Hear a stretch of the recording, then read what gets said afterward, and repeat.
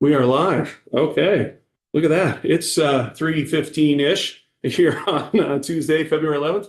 And our legislative council is going to walk us through last year's queue up T-bill for this year and set us all in a spot and certainly ask questions as you go. I know you're not 100% today, so we appreciate you dialing in and keeping us on track and setting us up for the rest of the week. And with that, hand it over and we'll ask questions as we go, I guess. Well, thank you for letting me join you remotely today. As the chair said, I'm a little under the weather, so I didn't want to get the rest of the committee sick.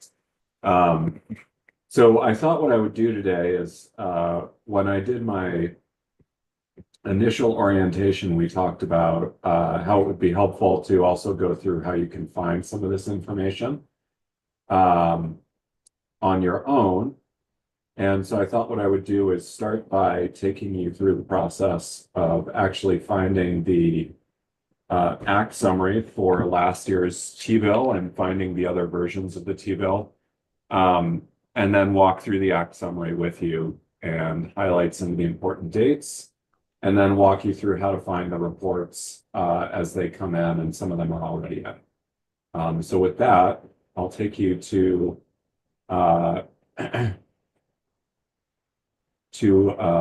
my internet browser here. So as you can see, I'm at the Committee on Transportation webpage. Is everybody familiar with how to navigate around your committee page? Yes.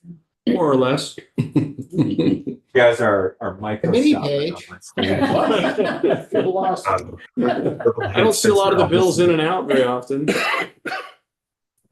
Yeah, bills in and out is it's pretty straightforward in committee right now. It'll show you what's assigned to your committee.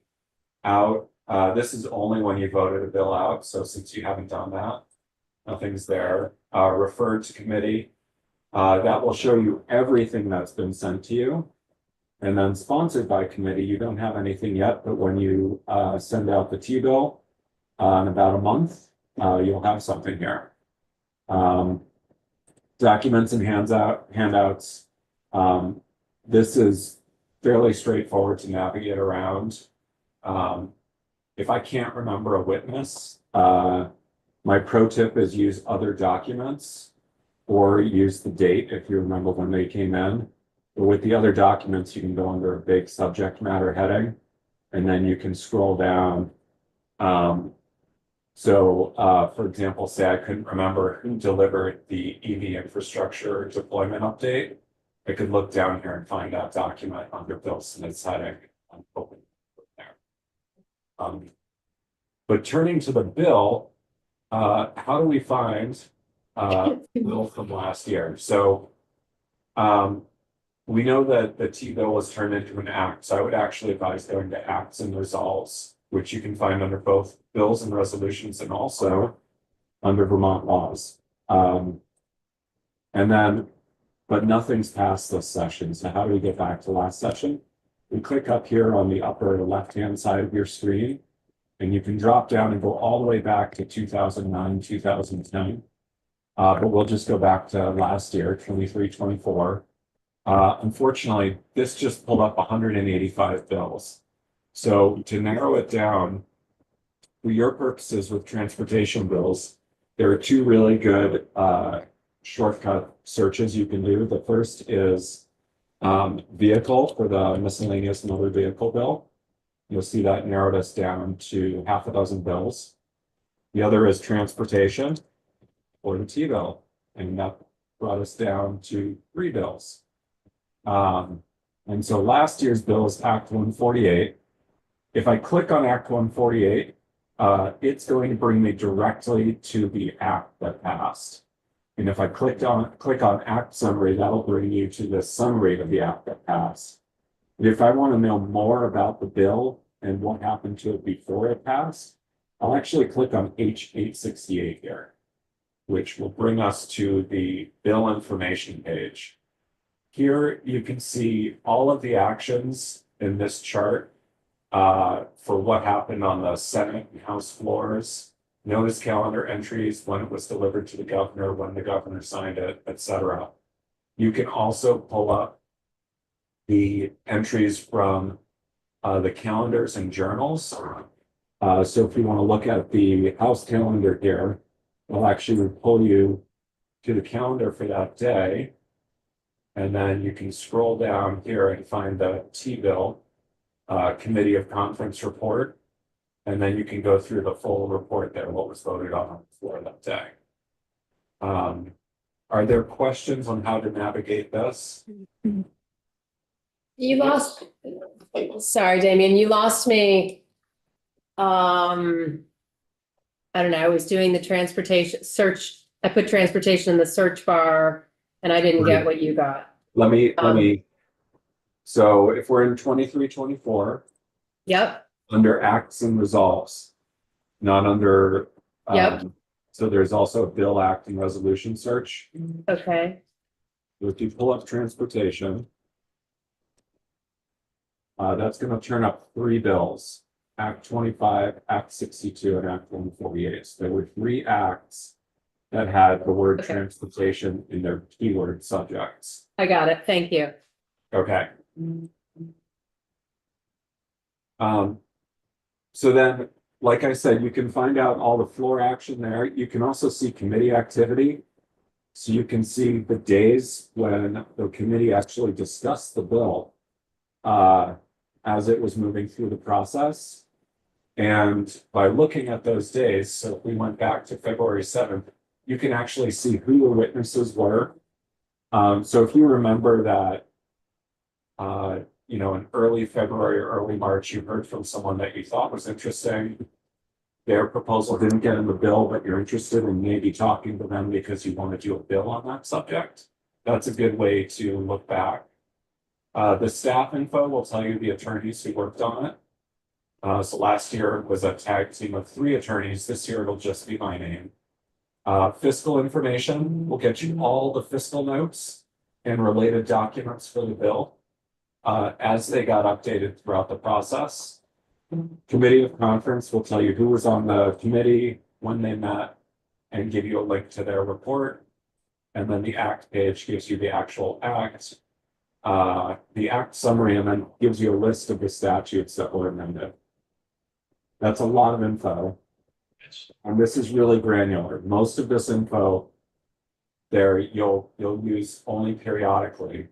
More of what you're going to use is under the bill and resolution text. So before I move to that, do you have any questions about these other tabs? Seeing none. So you'll see here that we have as introduced all the way over on the left, and that's what was voted out of the House Committee on Transportation when the process started last year. So after however many drafts the committee worked through, this is what you actually sent out for the House to consider. As passed by the House is that bill as it may or may not have been amended on the House floor.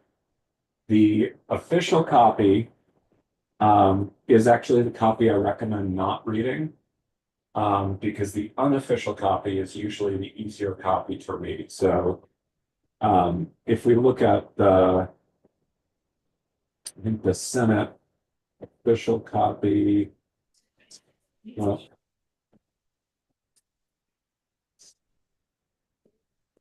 here, so this is a good example of why not to read the official copy.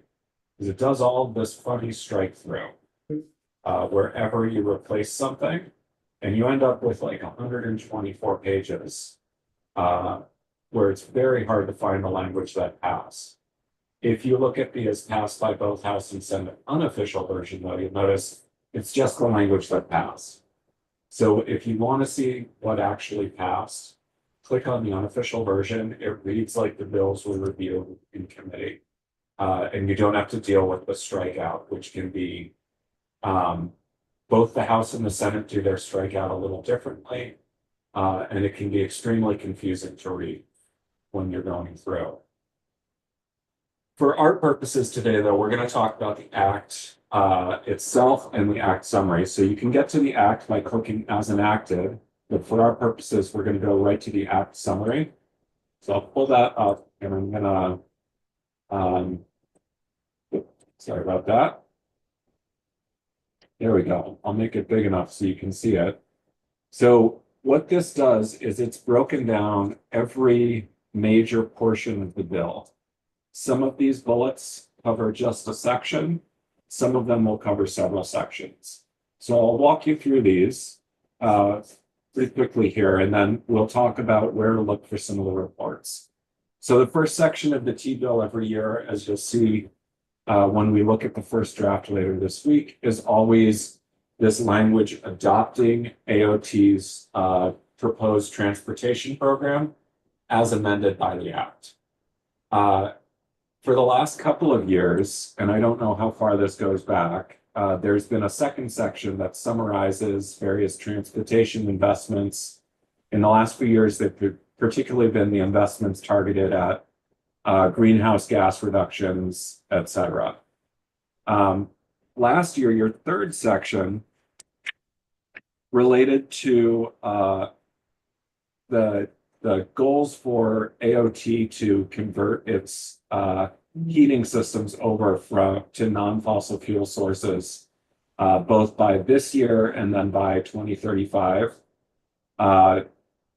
Your fourth section related to public transit. And this was adjustments to the public transit funding, and then repurposing some of that funding for other purposes. So you can see the language here. I'm not going to go into granular detail on these because I only have you for another 17 minutes. It would probably take 45 to walk through it. Your fifth and sixth sections covered highway maintenance funding, including some spending reductions, and then a mechanism for AOT to recover the reduced amounts there with provisions for using money that would have been otherwise been carried forward because it was unspent, and allowing that to be put into the FY25 maintenance program and central garage appropriations. In section 7 of the bill, you increased town highway aid by 860,000. And then in section 8, the next bullet here, you increase the funding for town highway structures by 600,000. And then in section Damien, can I interrupt you for a second? Sure. I'd like to point that particular section for the members of the committee. It's a statutory formula of how much they have, how much it's going to be funded to towns. And last year, the committee decided to increase both of those, but on our major spreadsheet, you'll see that this year's budget puts it right back to where it was. So that is a potential issue that It's just a hard number. sorry. Yes, it's just a hard, is it, Yeah. oh, it's not, just a. it's just a hard number. For structures. Structures, Yeah. And so town Highway is a structures formula. and then roadway, but town highway road program class 2 is also a Hard. Yeah. hard number. And so what I guess I'm getting at is that we also did town highway aid, which is one of those pieces about tying it to some level of CPI or a different combination of things. But the budget for this year goes right back to where it was the hard number.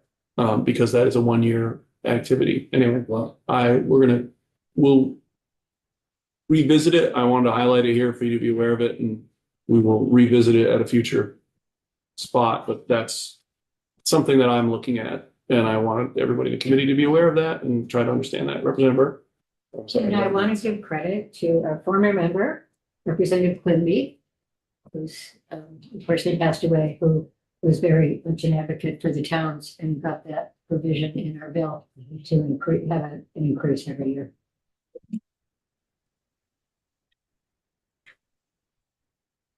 Thank you. Sorry, Damien. No problem at all. So section 9, as I was going to say, this was something we've talked about a few times now when I've been in the committee, which is the one-time spending for Green Mountain Transit as bridge funding. And if you go back in the act summaries or the acts themselves for several years, you'll see that this funding has been there in each T-bill. So we've talked about this. One of the things I wanted to highlight, though, is that there is a reporting requirement here. And so you should be expecting a report on alternative service options and so forth by February 2025. So there was a preliminary report due in November. There's a final report due by February. I'm not sure if you received this yet or not, but this is one of the things you can do when you're trying to make sure that you're getting all the information you've requested, is flip through the 5 or 6 pages of your act summary and look for the dates in there instead of flipping through the 65 pages of the T-bill. I'm gonna interrupt again with Representative Pouch and maybe Tomlinson and. Damien, thanks for pointing that out, but if I remember right, our previous ledge council noted that there was a place we could go to see reports that are due or, you know, for that year. Another site on the web and sort of check that all the reports are there or a place for us to go and see them.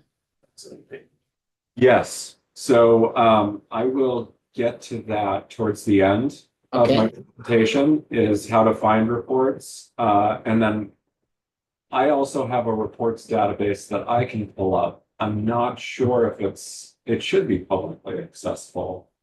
But I'll have to double check on that, but I can pull up the reports database and show it to you. And I'll do that too at the end. Thank you. Yeah. So next in section 10, you have one-time e-bike incentive program monies. So this was a one-time appropriation to provide additional incentives under that program. In section 11, you amended the law regarding bonding for AOT construction contracts. In sections 12 and 13, you amended the requirements for when AOT has to update you because of increased project costs. And then you also required a report by this past December 15th with a plan for providing sufficient notice for when projects are going to be delayed. Under sections 14 and 15, you updated the appropriations calculations for the central garage fund and the town highway aid program. And this is what the chair was referring to just a moment ago. In section 16, you permitted the secretary to waive the collection of right-of-way permit fees for minor commercial development. If the governor has declared a state of emergency and the secretary has determined that the applicant is facing hardship. In sections 17 and 18, you amended the Replace Your Ride program. The big changes here were changing the amount of time when the vehicle being replaced had to have passed its last annual inspection, extending that out to 18 months from 1 year. And also allowing AOT to waive and modify some of the requirements under specific circumstances. Section 19 revised purchase and lease incentives in the Electrify Your Fleet program. Section 20 annualized AOT's reporting requirement on e-bike incentives and requires the report to include a description of post-voucher audits and audit findings, plus any recommendations to improve the program. Section 21 required annual reporting on the vehicle incentive programs. Section 22 provided authority to the secretary to transfer up to 50% of remaining monies in the different electric vehicle incentive and fuel efficient vehicle incentive programs to one of the other 3 programs if that program had less than $500,000 remaining. And then required AOT to report to the JTOC and Joint Fiscal Office within 30 days after the transfer. Sections 23 to 26 made a number of changes related to electrical vehicle supply equipment. They codified your EBSC goals for the level 3 charging ports being within 3 miles of every exit on the interstates in the state.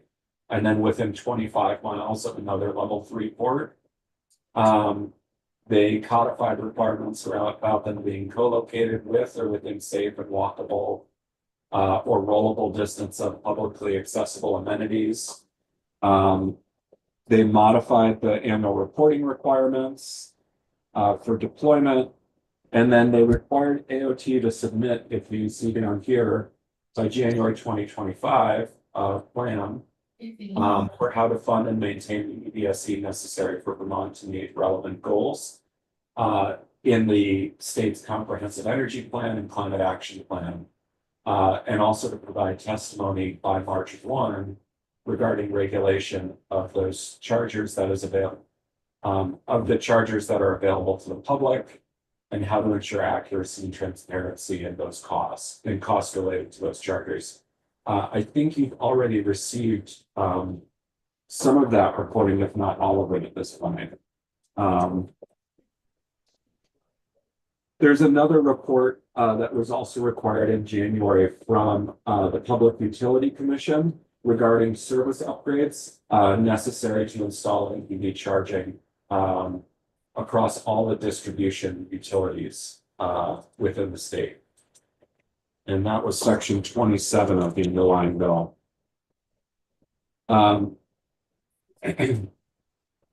The next piece here, and this is something that we've started doing in more of these bills. When I first started here, reports had to be in writing, and that often spent a great deal of agency time and committee time.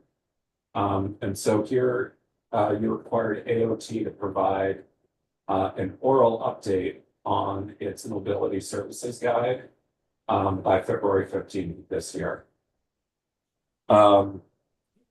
Is there a question? Nope. Okay.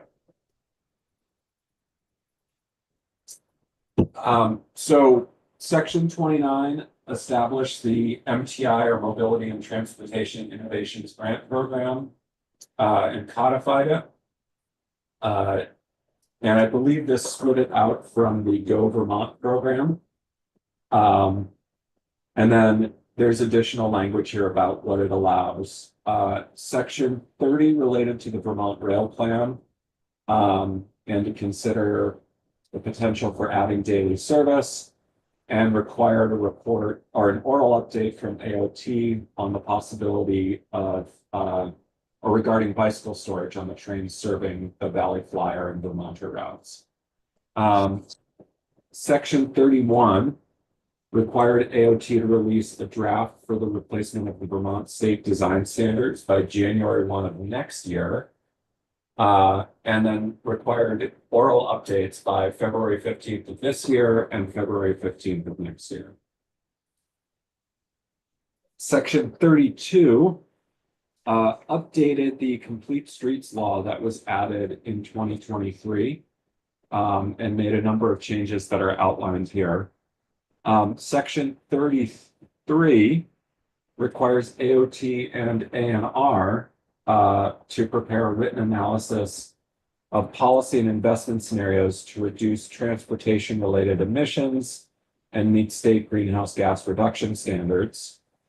And then it goes on into more detail of what that analysis must include. But the key dates for you are a status update was due by November 15th. And then the written analysis and treasurer's recommendations have to be filed by February 15th, so by Saturday. Section 34 codified the Better Connections Grant Program. Section 35 directed AOT to work with an independent consultant to examine current and potential future transportation funding needs and options, including the mileage-based user fee. The written update came in December, and the final report came in this past January.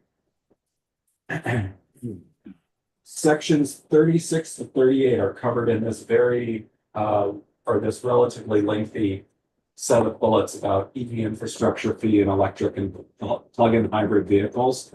What those sections did is they established the new EV infrastructure fee that just went into effect. And then they allocated those fees to be used by ACCD to increase access to charging ports. And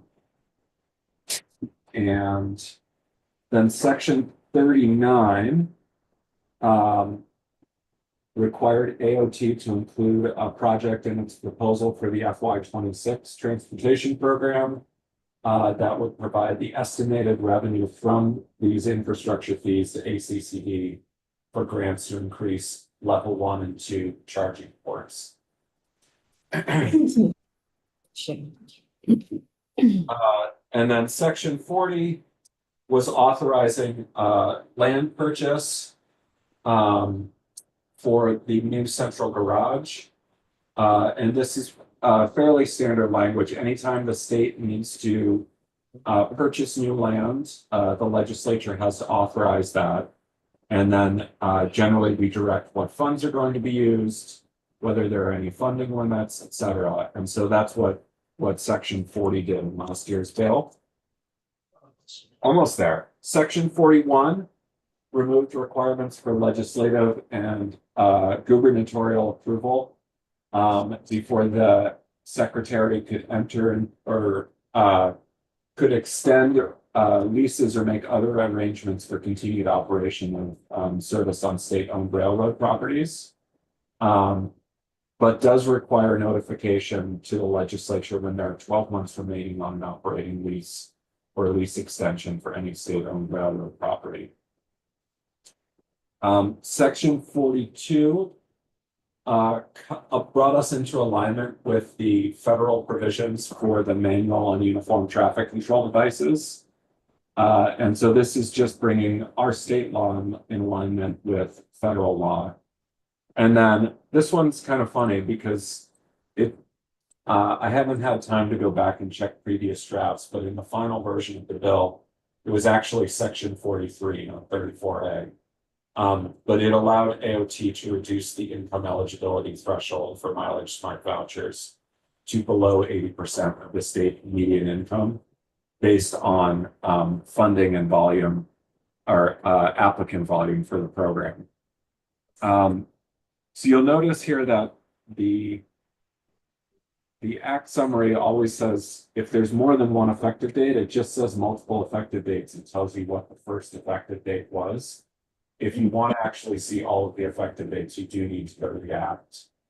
And then one thing we include for the transportation bills, and this is one instance where it actually works out better if you shrink it down. Or better yet, print it out. But this breaks down the actual funding for the transportation program as passed by the transportation bill. So you can see all of the different appropriations, the source of the funding, et cetera, at the end of the bill, since that's such a major part. Are there questions on the act summary? Okay. Maybe you could just remind us what is session laws, what is laws that are in statute, how you can differentiate looking at that. So if we look, I guess that wouldn't be in the summary, but that would be the actual. yes, if we look back at the act here, this section 1's a great example of session law. So you'll notice here, it doesn't refer to any section in the statute. So there's no 23 VSA or 19 VSA section, whatever, is amended or added to read language at the top. So that's a great tip off that this is section law or session law. And what session law is it's law that's applicable for a short period of time. In this case, we're talking about the fiscal year 2025 transportation program. And so it's only going to apply during fiscal year 2025. Although the transportation program is part of a bigger plan, the fiscal year 2026 transportation program is what you're looking at now. And there have been adjustments made since the proposed out years that were outlined in last year's T-bill and transportation program were presented to you last year. So, and you'll have language just like this in this year's T-bill that says AOT's proposed fiscal year 26 transportation program, as amended by this act, is adopted to the extent federal, state, and local funds are available. So that's a good example of session law. And section 2 is more session law. Let me bring you to, I'm gonna just skip down very quickly here. Bring you to an actual statutory amendment. So here we go. So you'll notice the lead-in language here for section 12 says 19 VSA 10G is amended to read. And then below that, you see section 10G annual report, and we've broken it out into these subsections. So here we're actually amending something that is codified in the statute books. And the reason this is codified is because it applies to it essentially applies more or less indefinitely into the future or for a long period of time. And so this will say each year the agency shall present to the General Assembly a multi-year transportation program. And then it details what needs to be in the transportation program. And then we've added other changes throughout the section here on projected spending, performance measures, prior expenditures, etc. So that's a good example of statutory versus session law. Was that helpful? Yes, thanks. Representative Couch? I have just a question on that. So after the bill was passed and over the summer and the fall, did someone go into the green books and update that? Yes, that was me. So Are you done? yes. So the green books have been updated. What you will see is it actually depends a little bit on which green book it is, but I'm gonna stop the share here. So the most years what happens is there is a paper supplement in the back of the green books that will have all the updates cumulatively since the last time the actual green book itself was published. And what we do every summer is we work with our publisher. They prepare a draft of the statutes that we then proofread to make sure that they actually reflect the changes you made. And that they haven't inadvertently done something like change a prior existing law or something like that, or add an error in the statute. So it is a lengthy, tedious process that takes a couple of months. And that is how we fill a big part of our time when you aren't in the building. Every several years, we will republish a volume when that paper supplement in the back gets too thick to fit in the book. And so you'll see on the green books in the room there that under Vermont statutes annotated, there's a year, and that tells you the last time that green book volume was published. Some statutes that see a lot of action will get republished fairly frequently. Some statutes that don't get a lot of legislative action may not have been republished. I'm looking over at my bookshelf here, and I think I see one that hasn't been republished in 15 years now. So some of them definitely just sit because there's not a lot of legislative action.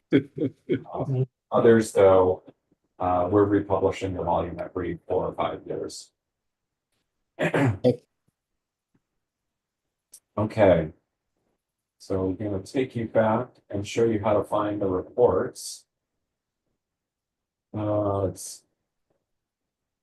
right, so we are back on the web page here. So I'm going to go back to the current session. So that's actually worth looking at here. Whenever you've gone back to an old session, if you want to look at the current law, really important that you click on return to current session in this orange bar. because otherwise it'll show you the version of the law that was current in that session. And so you might miss changes. And then you'll see here on the top bar, there's a reports and research tab. So if you click on that, there's a reports and research overview and find legislative reports. The overview talks about submission requirements and instructions. That's really for the agencies, departments, and other entities that are submitting reports. It will tell you how to find current reports and then old reports on the archived website. Although the archived website reports are spotty at best, many of those you actually will need a request from the archives if you want to go back that far. But the best way to search reports is to actually click the find legislative reports button, either from the overview or under the tab. And that will pull up all of the reports since 2009, which is a lot. So if you'll excuse my scrolling, we have 78 pages at 50 reports a page.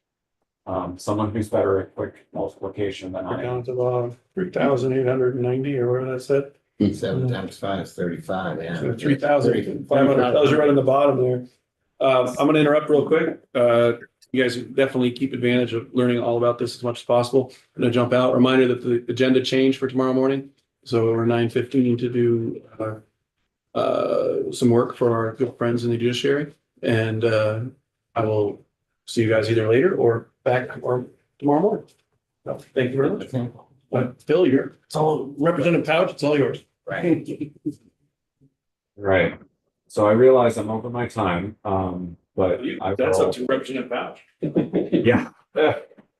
I'll bring you through how to do the search here. So a good way to narrow that down is to, like I did before, is to search with a keyword. So 2 keywords that are really helpful for you are, again, transportation and vehicle.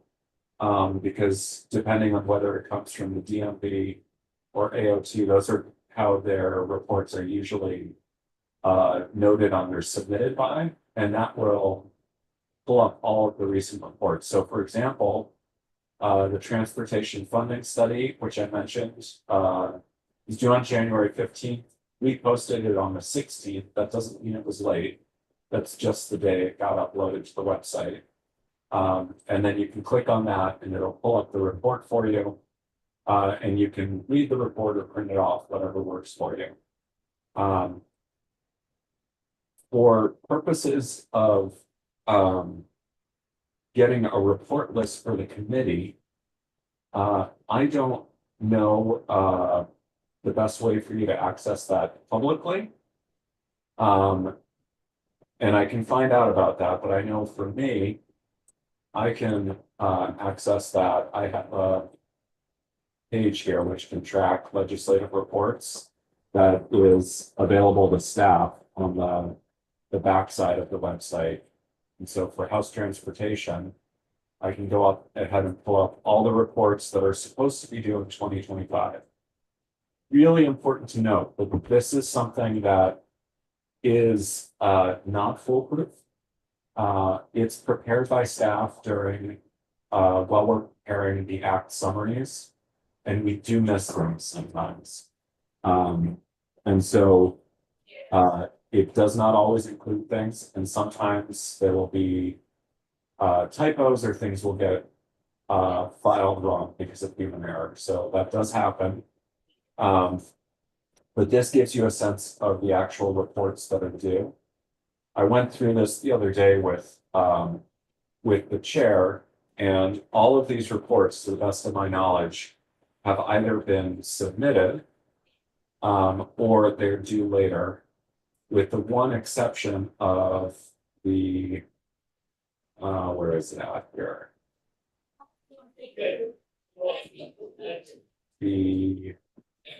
The automated license plate reader systems report, which is here from the Department of Public Safety. And my understanding is that this report hasn't been filed in a couple of years because that program is somewhat dormant, but that's not my area of expertise. But that it's been a few years since that report was last filed. Yeah. And sometimes some of these reports actually, I noted when I was going through this, that there are a number of these reports that we actually have to pull off because the statutes that require the reports have been repealed or amended so that the report is no longer required.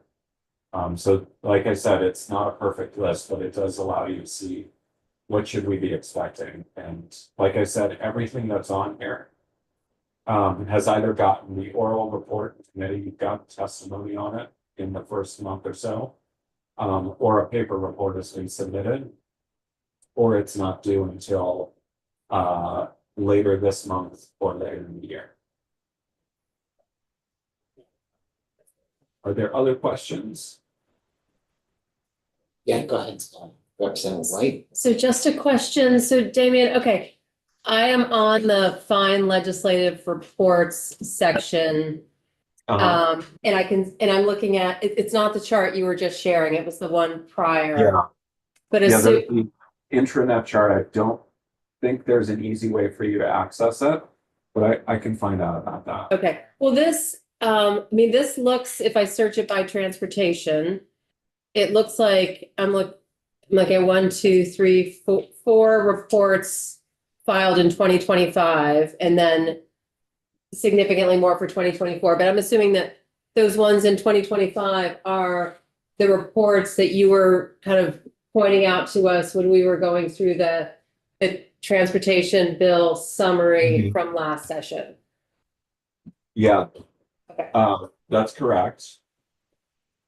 So the you will also see if you search vehicle, there's 2 other reports that I mentioned from that are arrived in January of 2025.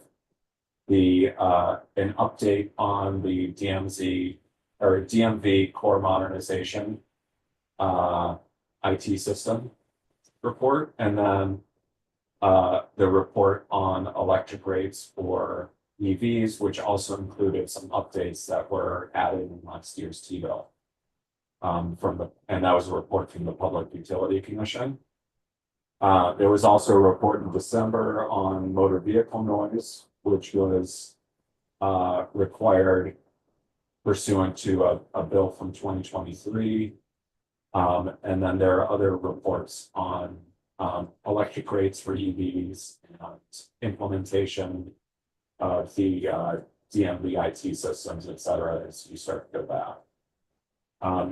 One of the things to note too is that sometimes reports are submitted directly to a committee. So if we go back to the committee page, let me share my screen and I'll show you. So we're back on the committee page now. And if we scroll down here, you notice the reports and resources tab. So here you'll see some of these reports, like the active transportation policy report. It was submitted directly to the committee and didn't get posted to the legislative reports page. And then same with the bicycles at controlled intersections. Not sure that was on the legislative reports page. The transportation funding study and the level 3 EV charging report that were on that page. So this is one of the downfalls of our current system is it is updated by humans, and so things don't always cross-pollinate like we might like them to. So you do end up having to look in multiple places. Is that helpful? Yes, thank you. Any other questions for Damien? Did you have anything else for us, Damien, or just that walkthrough? Yeah, I ran over my time a bit, but that was it. I did send Cam the link to the act summary from 2023 as well. So that should be up on your committee webpage if you don't want to dig back through 2023 and 24. And I think she also posted the both T bills from the last plan. Okay. That's all I've got for you. Are there any other questions, or is there anything else that? No. that's on to today? I think that's good. Thanks for taking the time. Sorry it went over just a little bit, but we appreciate it. And thanks for showing up virtually. Hope you feel better. Yeah.